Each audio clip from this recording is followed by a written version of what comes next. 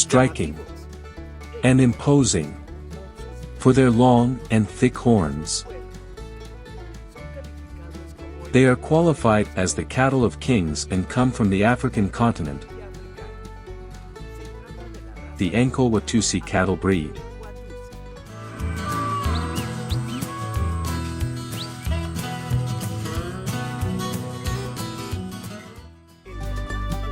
Cattle of the Ankole Watusi kings.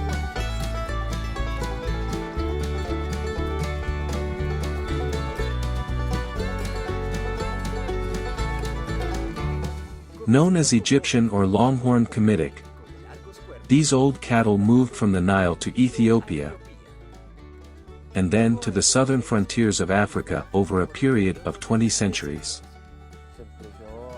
It began to be created on the banks of the Nile River, and from there it spread throughout the African continent.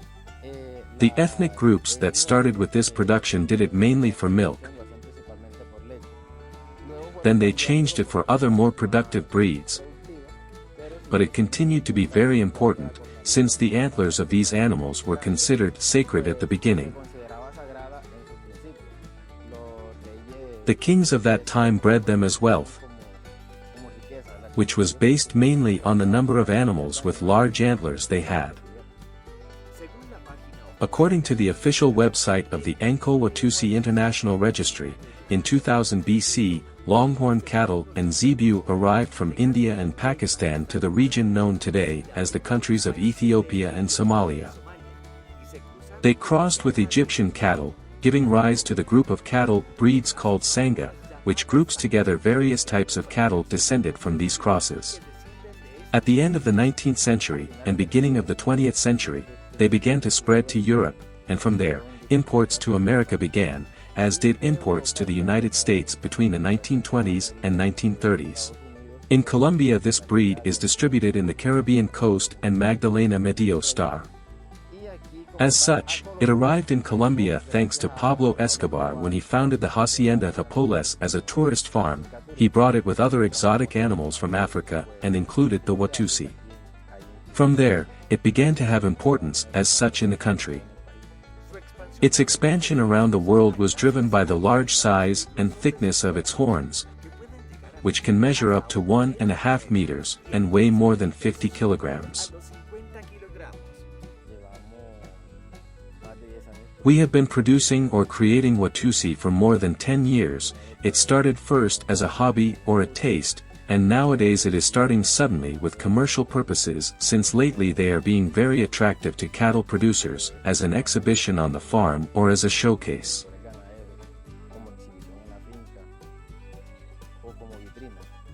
With cattle raising the coast, we already have more than 80 specimens of this breed. Here in the background you can see one of the most outstanding ones. The management is very similar to other types of cattle raising. Here the breeding is free, we do not have stabled animals, everything is in paddocks. That is why sometimes the gentleness is not what others would like, but this is being achieved little by little and depending on the exploration. As with any species or any livestock production, the sanitary part is handled in the same way as any other type of sanitary plan in any livestock farm dedicated to this production. The health plan for calves is the same as for any other breeding, and the same is done with the raising and with the whole process as such.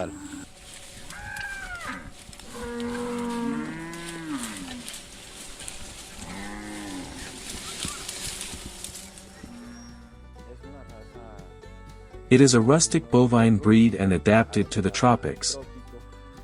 In the temperamental part they are a little nervous. Some still do not reach a degree of gentleness as other Bos Taurus breeds. But they are animals that reach a high level of gentleness. So, it depends on everything, mainly on the management and the type of exploitation. In this breed there is no defined color, you can find a great variety such as black, red bay, brown or red and black Vero. In addition, many farms are making crosses with the Texas Longhorn breed. Suddenly it is also to change the shape of the horns. Longhorn has the horns more forward and more curved. You can also improve the tonality, give another type in that part of the breed.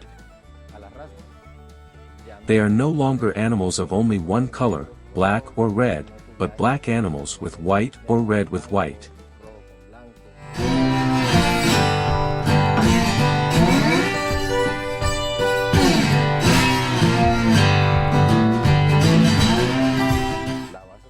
The main basis of the feeding of these animals are native pastures here in the tropics, how traditional cattle raising is managed, and also, their supplementation with mineral salts and the part of deworming and vitamins.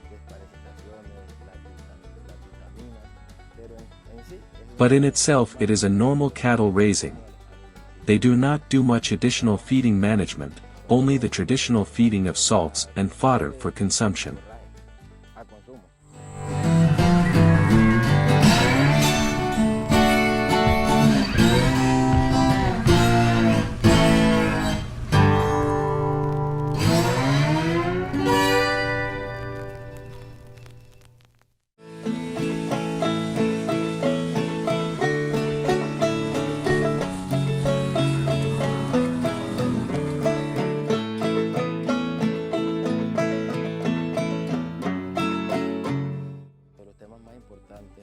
The most important issues in this exploration are the breeders that you have. You must always try to have very good breeders that are superior to others in order to improve the herd every day. In the breeders, we must take into account that they must have very good antlers, that they must be big and also thick, that they must have a cornel base, that the more diameter it has, the better, because the more capacity it has for that. It must be taken into account that they are very well plumbed, that they have a good footing and that the foreskin does not go beyond the line of the knees and the hock. This is the ideal in a bull for this breed. In the reproductive part of the males, it can be said that they are very precocious animals and can be working as breeders between 24 and 30 months, and they are animals that are also very long-lived as breeders. With a good management, they can be used for 15 to 18 years as breeders, and that is why it is important to choose a good breeder at the moment of entering the herd.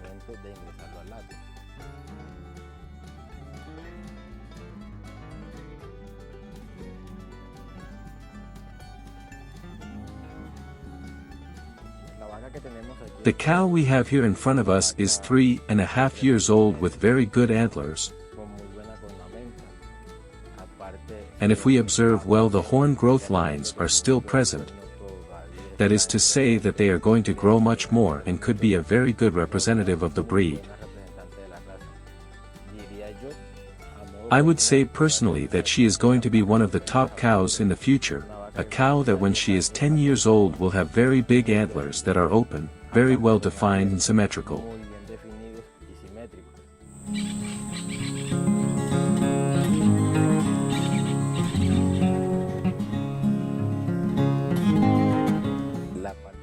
In terms of maternal ability, they are very good because they are very protective of their offspring. They are animals that tolerate very little approach from other animals or humans at times when the offspring is in its early stages of growth.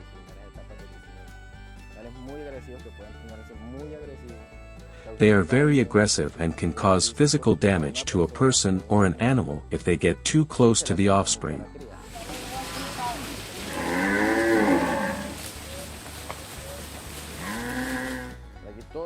Here all the males are calves. As soon as they are weaned, they are removed from the flock, and as in all livestock exploitation,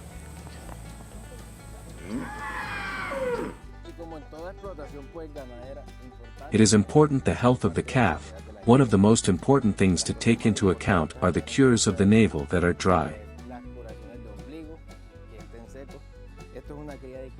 This is a calf 15 days old. We can observe that it has a totally healthy navel, and this guarantees that in the future the calf will have a healthier life than when the navel is infected.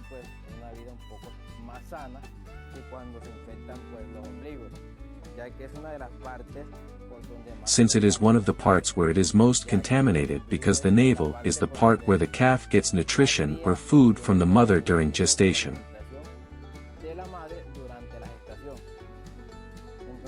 So here we can see a very well cured animal, that is to say, it is dry and its appearance shows that it is a very healthy animal. Here what we were talking about the horns, is that at a very early age, with only 2 weeks of birth, the base where the horn will come out is already very marked, it is already well defined.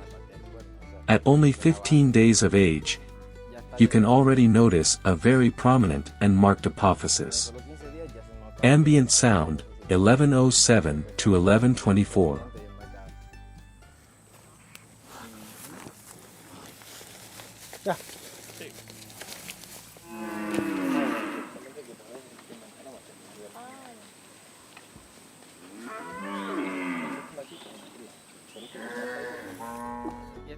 This is a male of almost 5 months of age, and look at the demarcation of the horn and the size it has, and are horns that are about 15 centimeters, almost 20 centimeters long, something also very characteristic of the breed.